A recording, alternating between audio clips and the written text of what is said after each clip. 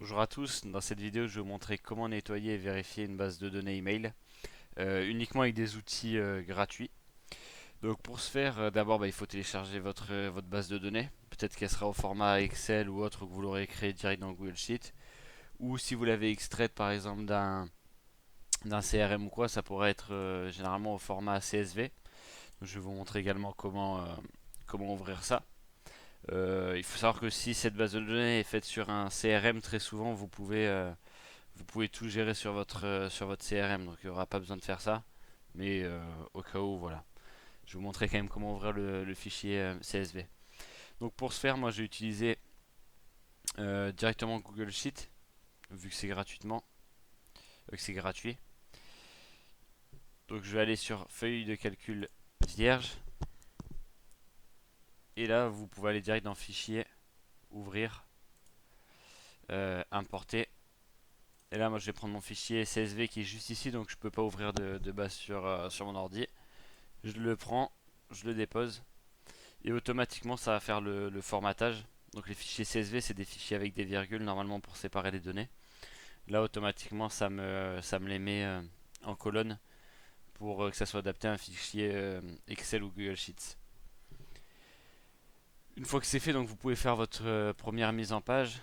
Donc là j'ai que 55 données, hein, c'est que des données de test, hein, c'est des faux mails.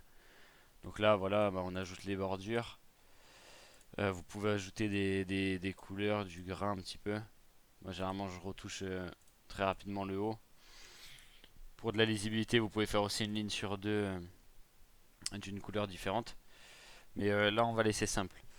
La première chose à faire quand vous avez votre base de données, moi je vous conseille, c'est direct d'aller vérifier les doublons et de supprimer tout ce qui va être en doublon pour faire un premier nettoyage facilement. Donc pour ce faire sur Google Sheets ou bien sur Excel, vous avez une option.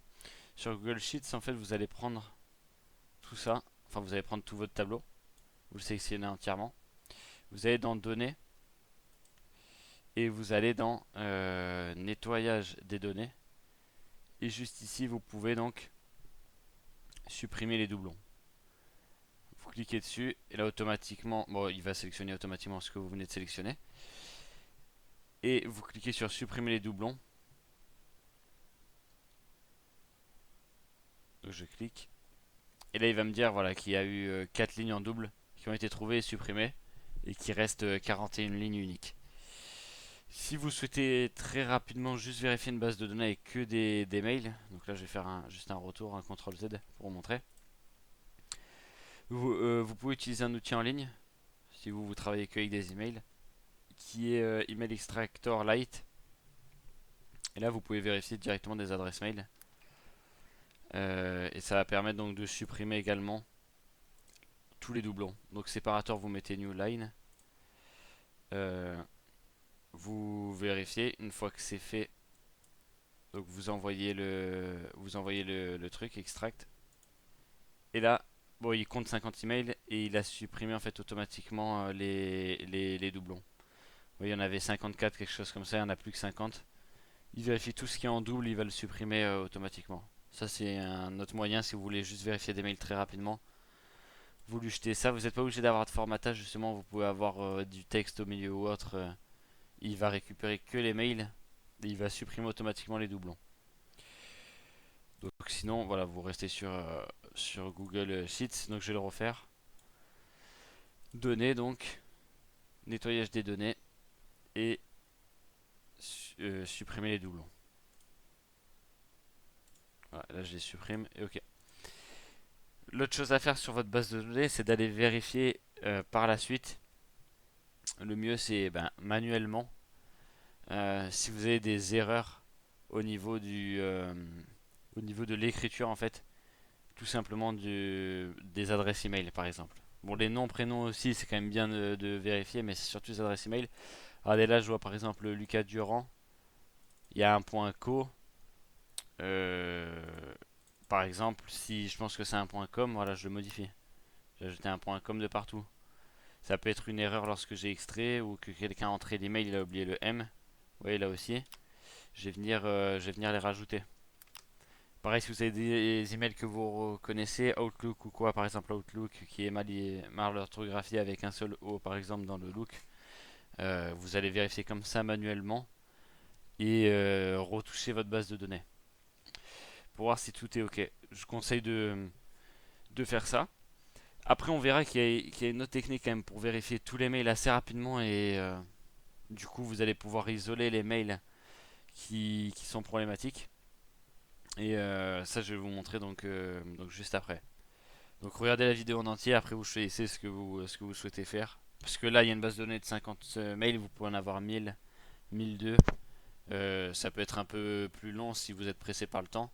Après, c'est toujours important de passer du temps quand même sur ces bases de données pour être sûr qu'elles soient le plus optimales possible. Mais voilà.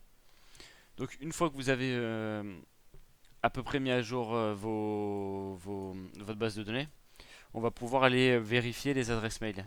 Donc pour savoir si une adresse mail elle est valide ou non. Pour ça, il y a plusieurs outils. Vous avez par exemple cet outil-là d'Hunter.io qui est Bulk Email Verifier. Le problème de cet outil, c'est qu'il est payant. Vous avez un nombre, je crois, limité quand même d'utilisation. Vous pouvez peut-être vérifier quelques mails par jour, mais sinon c'est une solution payante. Il y a une autre solution qui est gratuite, mais qui est un peu plus longue pour vérifier les adresses email. C'est cette solution.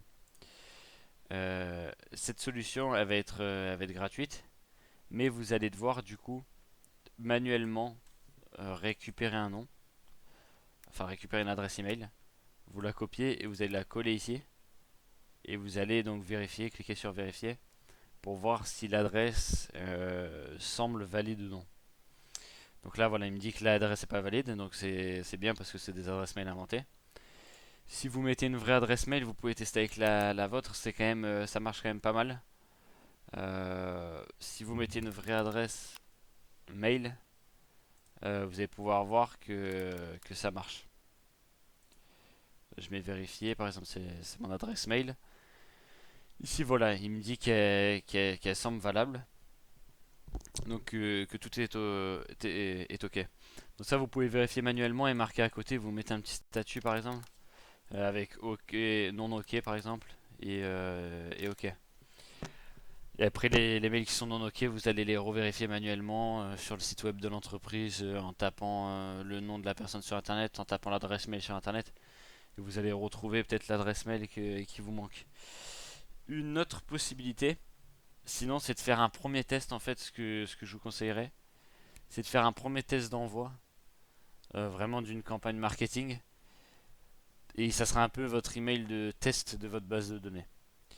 Et pour ce faire gratuitement, il y a un outil que je vous recommande, que moi j'ai beaucoup utilisé gratuitement, c'est Brevo. Donc avant ça s'appelait Sendingblue. Ça va vous permettre en fait tout simplement dans Contact, vous allez pouvoir en fait venir jeter votre base de données. Et une fois que votre base de données est faite, en fait, vous allez tout simplement faire un premier envoi d'email marketing. Et lui, il va vous dire le taux de rebond. Il va vous dire quelles adresses sont, enfin, pour lesquelles le mail n'a pas pu être distribué. Et ça directement, donc vous pouvez le faire. Brevo, je crois que ça autorise jusqu'à, je sais plus si c'est 500 mails par jour ou 400. C'est limité à 400 emails par jour en version gratuite. Donc si vous avez une base de données voilà, de 2000 ou autre, vous allez pouvoir la tester quand même rapidement sous moins d'une semaine. Vous pourrez vérifier si gratuitement, hein, je dis bien gratuitement, après vous pouvez payer, c'est pas bien cher Sendingblue. Vous allez pouvoir vérifier gratuitement directement toute votre base de données, où il va vous dire là où les mails n'ont pas pu être envoyés. Donc moi je vous conseillerais d'utiliser ça, vous faites des premiers envois de mails pour vos campagnes marketing et direct vous allez avoir vos retours et toutes les adresses mail pour lesquelles le mail n'a pas pu être distribué. Et vous travaillez que sur celle-là, vous vérifiez donc les infos. En même temps, ça vous permet de savoir si une base de données est chaude ou pas, le taux d'ouverture, etc. Donc c'est vraiment pas mal d'utiliser ça. Voilà, c'était tout pour cette vidéo. Donc une fois que votre base de données est nettoyée, voilà, vous pouvez vous la garder sur Excel, comme je dis, sinon vous l'envoyez dans votre outil de marketing, de mail marketing. et vous avez votre base de données qui est prête à utilisation. J'espère que cette vidéo donc vous aura aidé. N'hésitez pas à me dire dans les commentaires si vous avez des problèmes et si je peux vous aider. Voilà, à bientôt pour une nouvelle vidéo.